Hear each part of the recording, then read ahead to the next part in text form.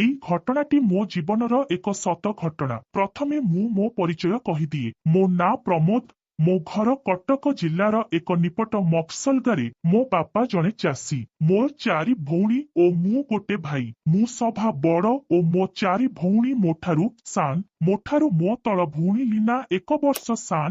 ତା ତଳ ଭଉଣୀ ଲିମା ମୋଠାରୁ 2 ବର୍ଷ। ତା ତଳ ଭଉଣୀ ଲିଜା ମୋଠାରୁ 3 ବର୍ଷ ଓ ସଭା ସାନ ଭଉଣୀ ଲିସା ମୋଠାରୁ 5 ବର୍ଷ ସାନ। ମୁଁ ଗୋଟେ ପୁଅ ହେଇଥିବାରୁ ମତେ ବାପା ବୋଉ ଓ ମୋ ଭଉଣୀମାନେ ବହୁତ ଗେହ୍ଲା କରନ୍ତି। ଏଇ ଘଟଣା ବେଳେ ମୁଁ 2 ପ୍ରଥମ ବର୍ଷରେ ପଢୁଥିଲି। ସେଇ ସମୟରେ ଲିନା 10ମରେ, ରିମା 9ମରେ, ଲିଜା 8ମରେ ଓ ଲିସା 6ଠ କ୍ଲାସରେ ପଢୁଥିଲେ। ପ୍ରଥମେ ମୋ କଥା କହୁଛି। ମୁଁ ଦେଖିବାକୁ ବହୁତ ସୁନ୍ଦର।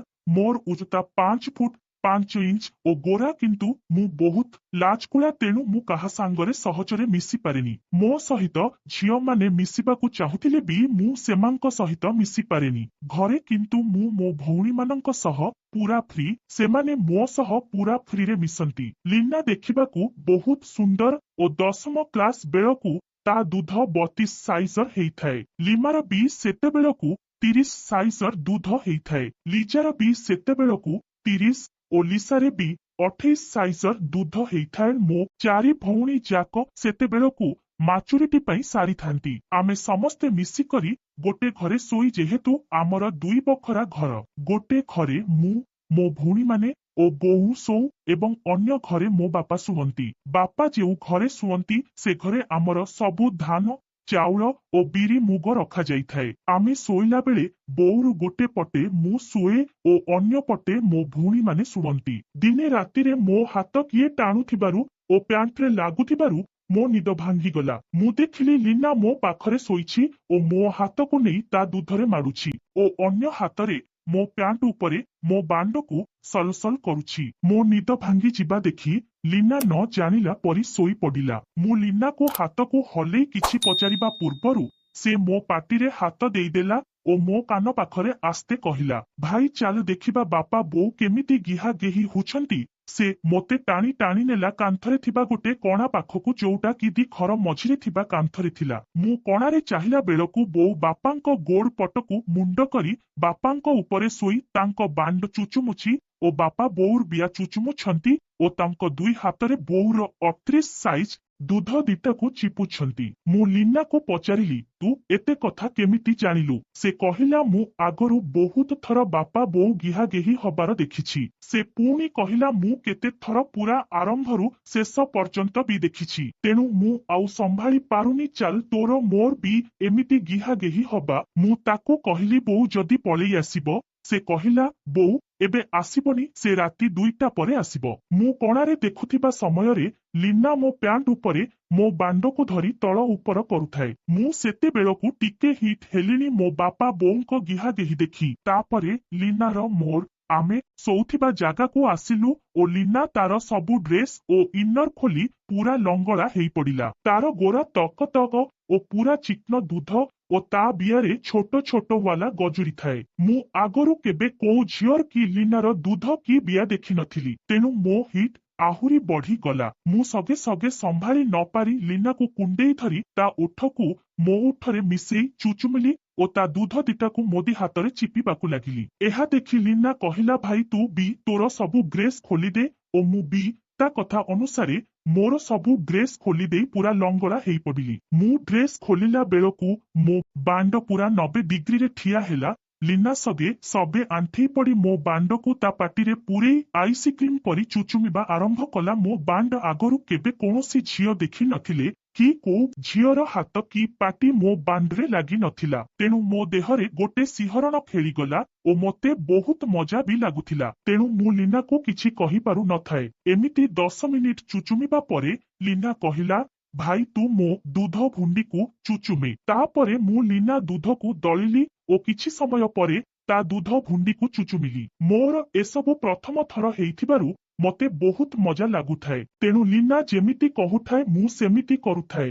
ଏମିତି 10 ବାଇ 15 ମିନିଟ କଲା ପରେ ଲିନା କହିଲା, ଭାଇ ତୁ ଶୋ, ମୁଁ ତୋ ଉପରେ ଶୋଇବି। ବାପା ବୋଉ ଯେମିତି ହଉଥିଲେ आमे सेमिति हबा। तापरे मु शोइली ओ लीना मो उपरे मो बांड पाखकू ता पाटी ओ मो पाटी पाखकू ता बिया रखी शोइला ओ मते कहिला भाई तो जिभरे मो बियाकू चाट ओ तो दुई हातरे मो दिए दूधकू चिपी ओ दूध भुंडीकू बेले बेले रगड़। लीना जेमिति कहिला मु सेमिति कली ओ से मो 8 इंच बांडकू ता पाटी भितरकू नहीं चुचुमिला। से बेले बेले ता जीभ अगरे मो बांड अगरे थिबा कणाकू सल सल करुथाए। से समयरे मो देहरे करेंट मारिला परी लागुथाए। लीना कहिला भाई तो बांडरू नालुआ नालुआ पानी बाहारुछि ओ मु ताकू सबु चुचुमी चुचुमी खाई देउछि। सेतेबेलकू लीना बियारू भी नालुआ नालुआ पानी बाहारुथाए ओ मु ताकू चाटी सफा करिदिए। एमिति 15 मिनट चलिला। सेतेबेलकू मु पूरा हिट हेइगलिनी ओ से समयरे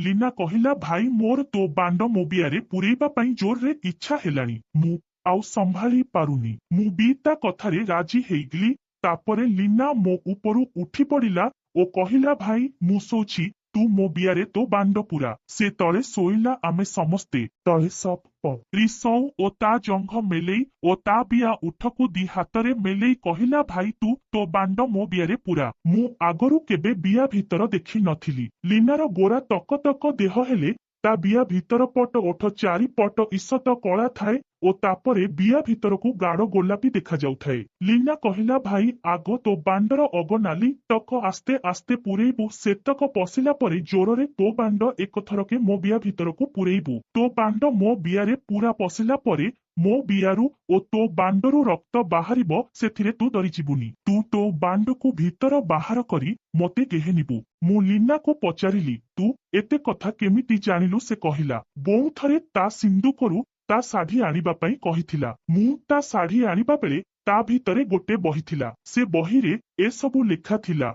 आमे चारि भौणी से बही पड़िछु। तो बांड प्रथमे मो बियारे पशुथिबारु मोर सती छद छिंडी जीव तेणु रक्त बाहरिब ओ तोर बांड सिर टिके छिंडी जीव ओ सेथिरो रक्त बाहरिब ओ हिया परे आउ जेते थर गेहिजे भी रक्त बाहरिबनी। तापरे मु मो बांड लीना बिया मुहरे लगेई आस्ते आस्ते पुरेइली। मो बांडर नाली टोपी तक पशिला ओ आउ पशिला नाही। मु लीना को पचारिली जे आउ पशु नाही। लीना बहुत चालाख ओ बुझिबार झियो तेणु से कहिला भाई तू जोररे गोटे स्ट्रोक दे जे तो बांड जेमिति मूल पर्यंत पशिजिब। मु ता कथा अनुसारे गोटे हार्ड स्ट्रोक देली। मो बांड पूरा मूल पर्यंत लीना बियारे पशिगला। मोते एते कष्ट हेला जे मो आखिरु दुईधार लुह बोहीगला। सेमिति मो भौणी लीना आखिरु भी दुईधार लुह बोहीगला किंतु से टिकिए भी पाटिकला नाही। लीना एथर कहिला भाई तू एथर मो उठकू चुचुमी ओ तो हातरे मो दूधकू चिपी ओ रगड़ी आग आस्ते आस्ते 4/5 थर बेहे तापरे जोर्रे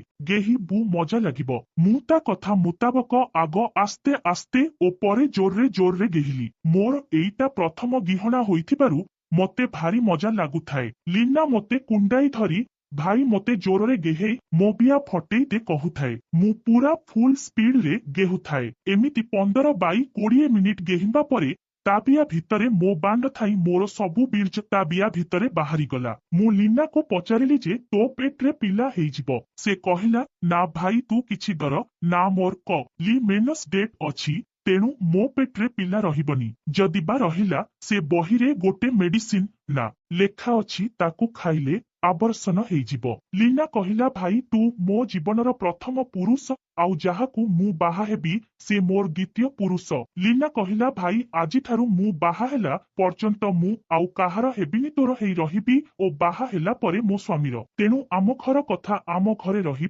आमे सीना बाहारे जाहा कले बापांकर ना पड़िब तेणु आमे आजि ठारू बाहारे काहा सह किछि करिबानी। एई समयरे लीना मते कुंडेई सोईथाए ओ मो उठ ओ मथारे चुमा देउथाए। सेदिन रातिरे आमे लीना ओ मु आहुरी 2 थर गिहा गेही हेलु